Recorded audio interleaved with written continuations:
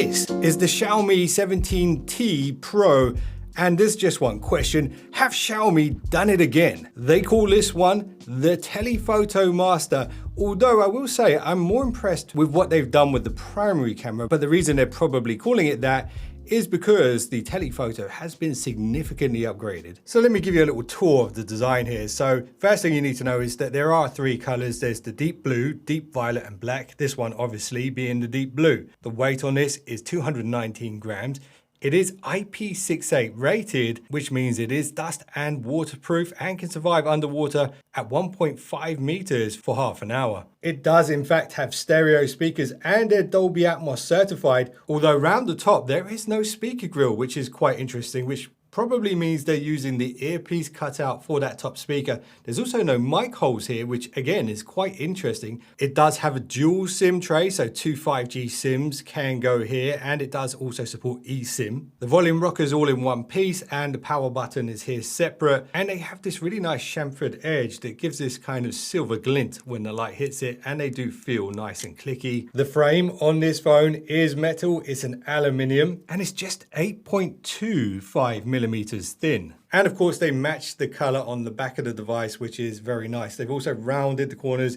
It has very much that iPhone look to it, but of course Xiaomi have added a bit of their own flair, including this etched in Leica logo on the camera module.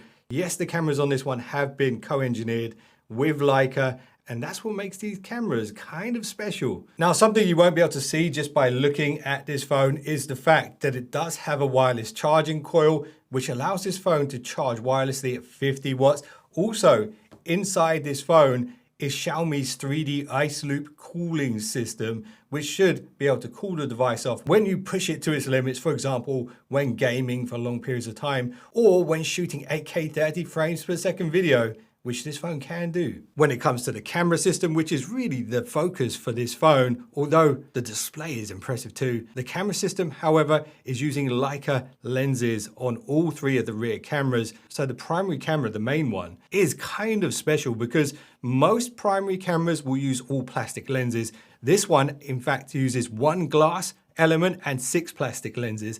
And the glass element actually can really assist when it comes to light intake. One of the reasons brands don't like to use it is because it makes the device heavier and it's also more expensive to do. And this is the only one that's actually got an official Leica title. It's called the Vario Summilux optical lens. And beneath that, Xiaomi are using a huge sensor. It's 1/1.31 inch. The aperture is f1.67.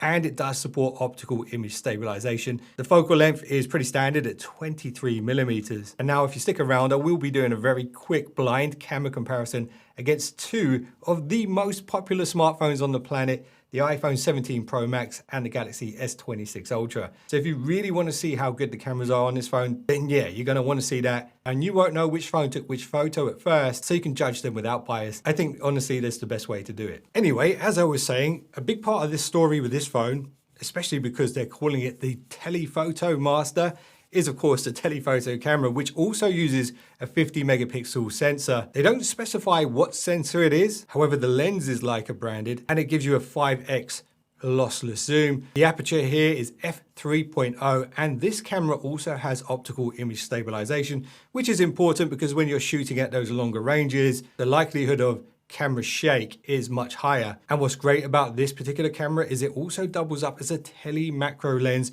So you can shoot at 30 centimeter distances and really punch in and get all of the details nice and sharp without losing any information.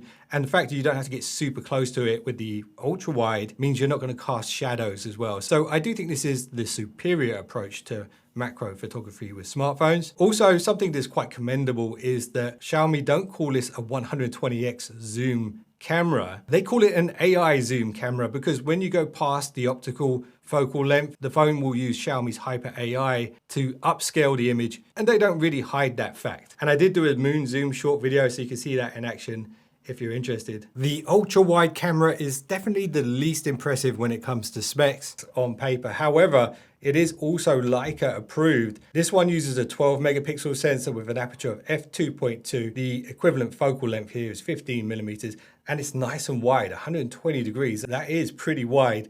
Again, you're going to see this in action in a moment. You'll also notice there's a dual flash module here as well. When it comes to supported video recording options, it can go all the way up to 8K, 30 frames per second, as I mentioned earlier. You can also shoot HDR10 plus content, which is nice. And there's also some pretty cool tools here. For example, focus peaking, exposure verification. You can have histograms, waveform, and audio histogram too. There's also a bunch of different scene options for recording video, and there is a dedicated movie mode which can shoot 4K 60, and this will give you more cinematic effects. I'm also a big fan of the Pro mode and what they've done here. There's so much control. You can, of course, shoot RAW. You have the Leica profiles applied, and you can actually choose different styles of Leica color. Now, before we get to that camera comparison, you need to know a bit about the specs when it comes to performance here. So inside this phone is the MediaTek Dimensity 9500 3nm chip. It is the flagship from MediaTek right now, and it is an absolute beast. The max clock speed is 4.21 gigahertz compared to last year's model. The CPU's up 32%, the GPU's up 33%. The RAM is the latest and greatest. It is, of course, LPDDR5X, and all variants of this phone will have 12 gigs as standard. The storage is also super fast, UFS 4.1. And there are different options here too, from 256 all the way up to 1 terabyte. And because this phone does have one of the latest and greatest chips, of course it supports Wi-Fi 7 and Bluetooth 6. And of course, this is running on Android 16. On the briefing documents that I got on this device, they didn't mention the operating system updates and the security patches. However, if the previous model was anything to go by, you should get 4 years OS updates, taking you up to Android 20 and 6 years security patches. So yeah, you could have this phone for a very long time without having to worry about that. Now, although the Leica co-engineered camera seemed to be the marketing focus for this phone, it's worth noting that the display is so good that they could have actually led with this, because the specs here are very impressive. It's a 6.83-inch AMOLED. It's got a 1.5K resolution, 447 pixels per inch. It is HDR10 certified and Dolby Vision certified, and it supports 144 Hz refresh rate. And on the spec sheet, they don't list it as an LTPO. However, this display does have the ability to dim down to just 1 nit to save power, and that's a pretty big deal. Also, the colors on this one are fantastic. It is, in fact, a 12-bit panel. That is better than a lot of phones that you might consider to be the most popular right now, and it does support DCI-P3 colors.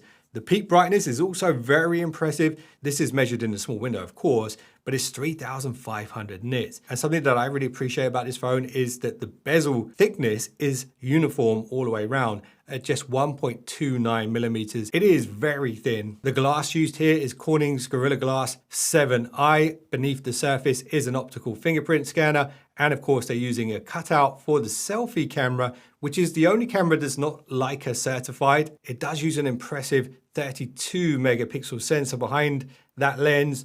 The aperture there is f2.2, and the equivalent focal length is 21 millimeter, giving you around 90 degrees field of view. Also, this display has a couple of world's firsts for Xiaomi. It is the first Xiaomi phone to achieve the TÜV Rheinland Intelligent Eye Care certification, and it's also the first time that they've got quad TÜV Rheinland Eye Care certifications. So yeah, this phone looks after your eyes more than most, and there are so many eye care features buried within the software. And you know something that I really respect about Xiaomi and what they do, even with their most expensive phones, is they always apply screen protectors.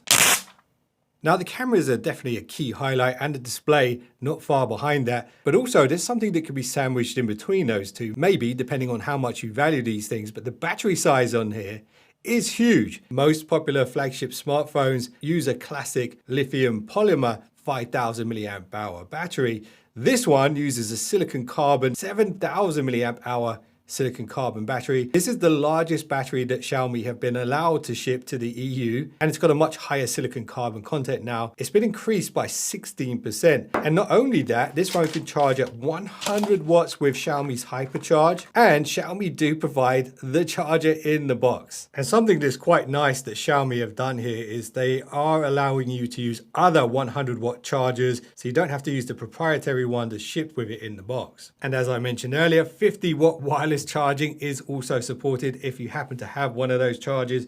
You've also got reverse wireless charging here, and you can also do reverse wired charging too. And if you're wondering, the reverse wired charging speed is 22.5 watts, which is perfect for earbuds and other wearables. And yes, you do get those nice animations when you do charge the phone, just like this. All right, now it's time for that quick blind camera comparison test. Use your eyes, pick your favorite photo, and then see that timer up top. When that runs out, you will know which phone took which image. It will definitely be interesting to see how many times you chose the Xiaomi over the other two. So do let me know in the comments.